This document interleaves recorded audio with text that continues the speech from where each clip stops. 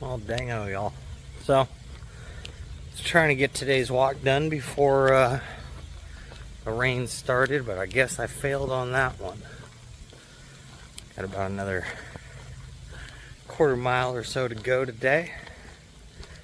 And, well, it started raining. So, it is what it is. At least it feels good. It's like, feels like 66, 67 outside. But, you know, humidity's up there. So, air is nice and thick. I was feeling it change throughout the entire walk, just that pressure change. But, hey, you know what? First warm day of rain here in good old New England. So, it is what it is, right? Fucking rains here all the time. But, whatever. Water brings life, right? So, it does look nice when everything's nice and green. So, but, out here getting it done. Today's chest day.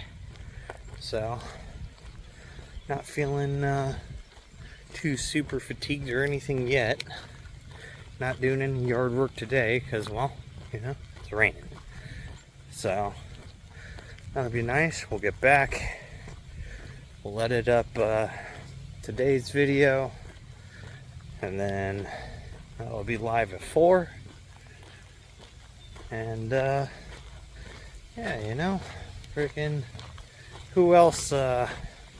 So, I'm not like per se a big fan of the rain. For the most part, kind of don't like it because it fucks up doing anything. But I do like the sound of the rain. And I do like sitting out in the hot tub when it's raining. It's kind of relaxing and peaceful, just listening to it hit everything. So, what's your guys' opinion about the rain? Mine's kind of a love-hate relationship, I guess, if I really think about it. But go ahead and as I put my fucking hand in the way of the camera like an idiot, go ahead and comment. What do you think about the rain? You like it? Hate it? How much does it rain where you live at? But I'll see y'all in the gym later. So, starting chest day off, incline Smith press, accounting for the bar difference in weight and everything. First warm-up set was 95 pounds. Second warm-up set was 145. Now we've got 195 on the bar. So this is 10 pounds more than week 1 and week 2. Now that we're doing chest third time around. So this is a gain. We're feeling a lot better than yesterday coming into the gym, so that's great. That's already helping a bunch. We're going to go ahead and knock these out. We're going to see how 195 feels today, if we could hit a full 5 sets of 10, or if we're just going to end up at like 5 by 8 or so. Since this is a compound lift, you know, we're looking for at least 8 reps, not really more than 10. We want to be failing on that 10th rep. So if we hit 7, we'll have to back it down. Maybe we'll go to 190 or instead of 195. So let's hit this thing and see how it looks.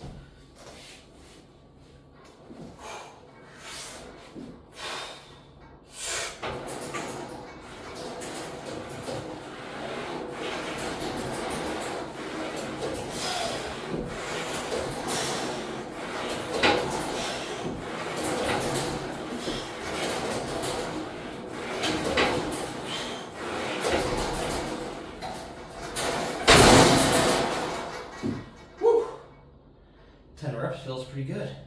It's a big pump already. Working set number 1 has a lot of blood rushing into the upper chest right now. I can just feel the heat. So I'm gonna go ahead and hit that 4 more times. We'll see if I hit 4 more full sets or not, and then we'll move on to flat bench. Alright, so we finished up the incline press. Set 2 and 3, got for another 10 reps. Set 4 was for 9. Set 5 was for 7.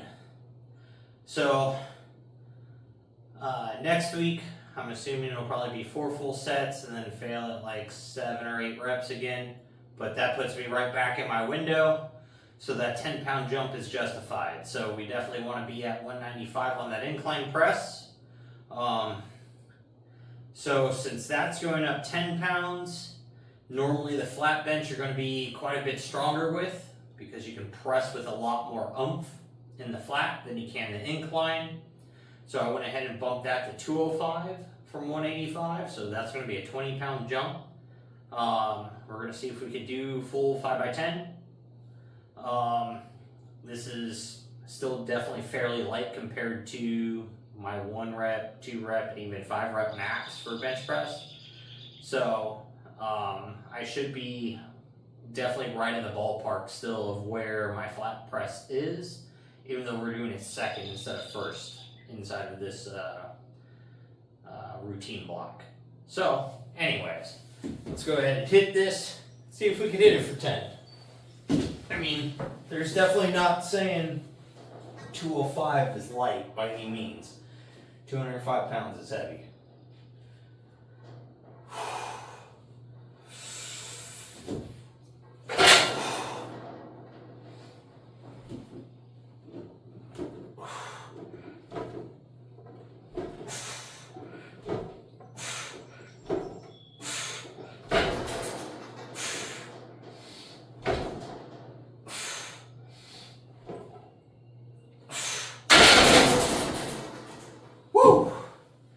Okay, it's a good rush.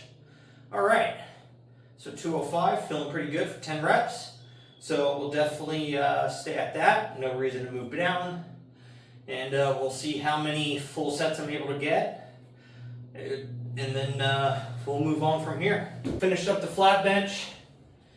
Second set, full 10. Third set, hit 9. Fourth set, hit 8.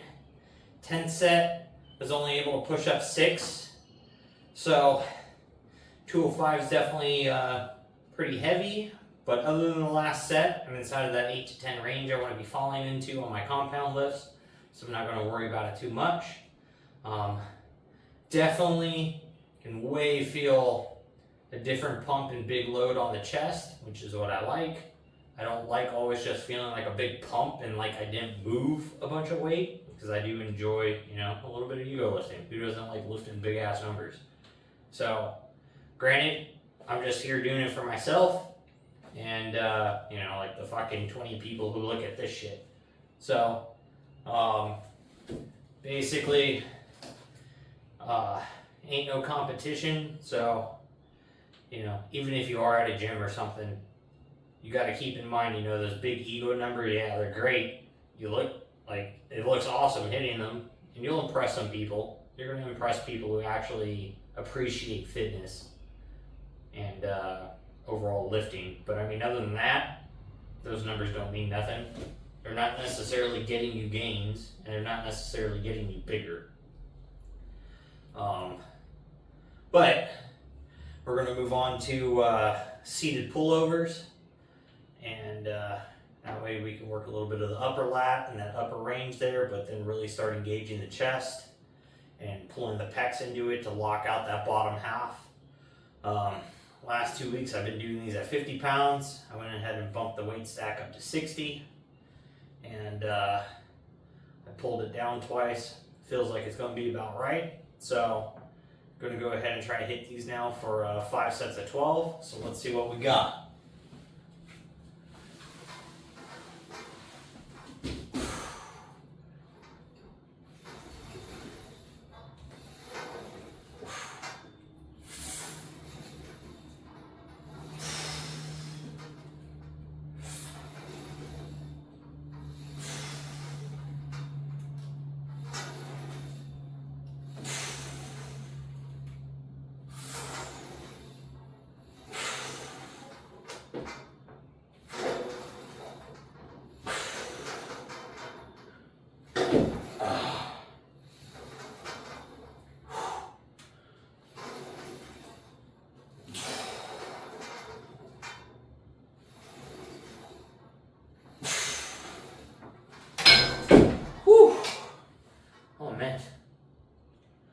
Those are going to be brutal after 4 more sets of those.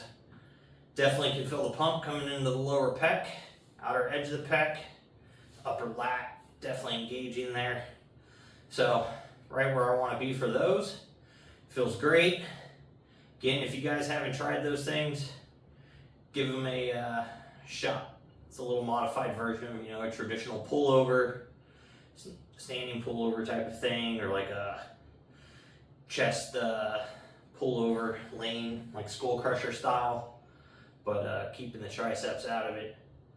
But man, those things add up. And also, I like them because it helps increase shoulder mobility.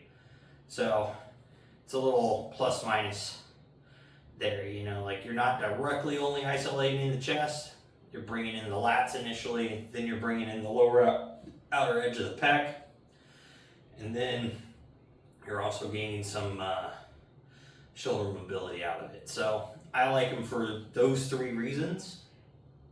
If you don't like them, you don't get a pump, you can't feel the chest engage, throw them on a different day, maybe your back day, maybe your shoulder day, wherever you can feel the body engage those things. It is a great movement, in my opinion, for what you're trying to use it for. So if you don't have a use for it, it is what it is. Toss them out, throw something else in there. No need to be wasting sets and reps if it's not working for what you're trying to achieve. But I'm gonna go ahead and finish these things up, and we'll be on to the next thing. We finished those things up, got a big stretch going, nice big chest pump going, feels great. Now we're gonna go right on into across the chest press using the cables, and 5 sets of 12, 30 pounds. See how these feel today. I didn't increase the weight any. Chest is starting to feel pretty fatigued, so I'm guessing I'm probably going to be right about inside that same weight range still. Oh yeah.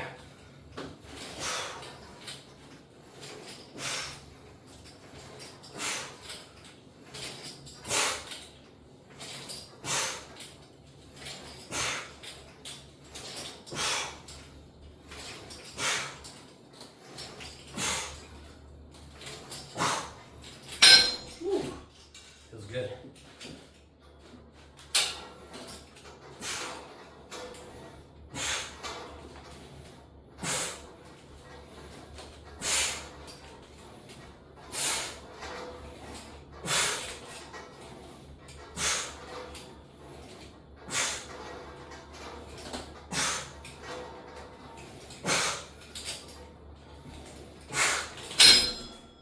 Oh yeah, that makes a big pump. All right, I'm gonna get those finished up. Then we're moving to cable flies. After cable flies, I think that's it, other than good old cable crunches. So let me get these finished up. We'll be back for flies, and we'll try to get this day finished up here. We finished up with across the chest press, and now we're gonna go ahead and move into flies.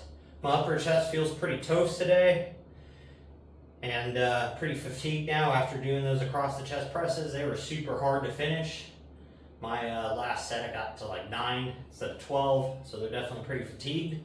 So instead of doing a incline style cable fly today, we're gonna go ahead and do a decline fly. I don't work too much in the decline position, since that gets, most people's lower pec is developed the most, and it is naturally just like hit a lot through normal like daily movements, or if you're flat benching, it's just super common to get this lower chunk of the pec to develop without having to target it.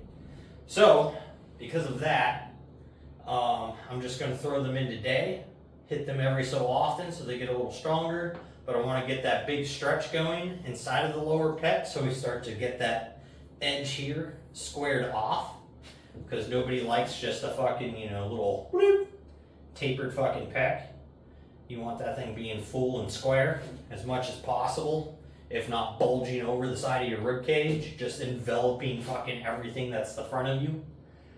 So that is the overall goal. So let's go ahead and hit these things. I'm hitting them at 30 pounds. Normally I'm doing my flies at 20, but this is decline. And so it's going to be a little bit stronger than everything else is normally. So that means you can put a little more weight on it.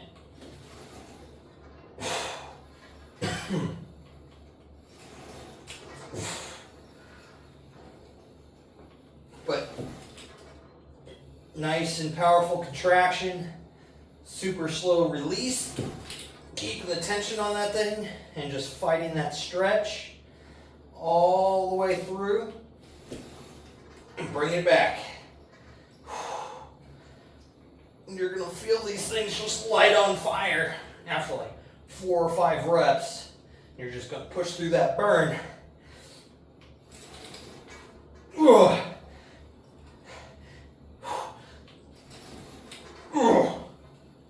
Get these things growing. 2 more. Fuck. Oh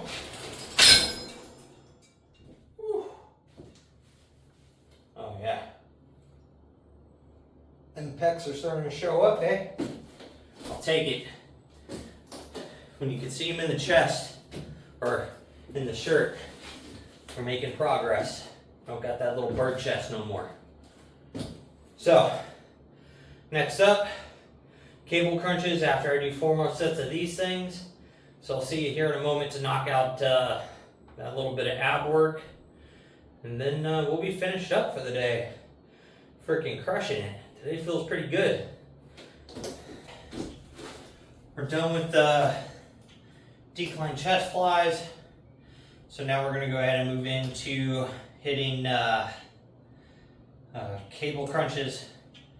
I'm going to use a short bar today, get a big stretch on everything, and puts a little more load on stuff since my hands are closer back to the pulley and not so much out front of me. So it's not as much leverage on it, so it does increase the tension required.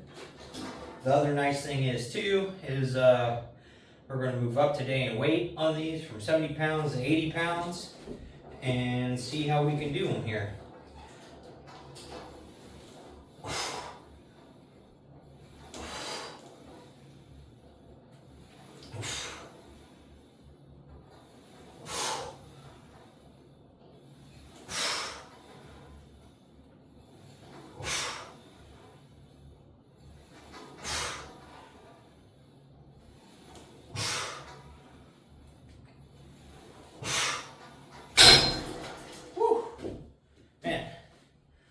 That 10 pounds is substantially harder.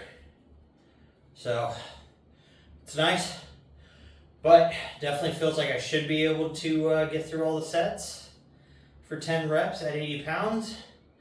So little abs are getting stronger. You know, we got this gut to lose, but again, we're not too focused at the moment on exactly dropping weight and losing body fat per se.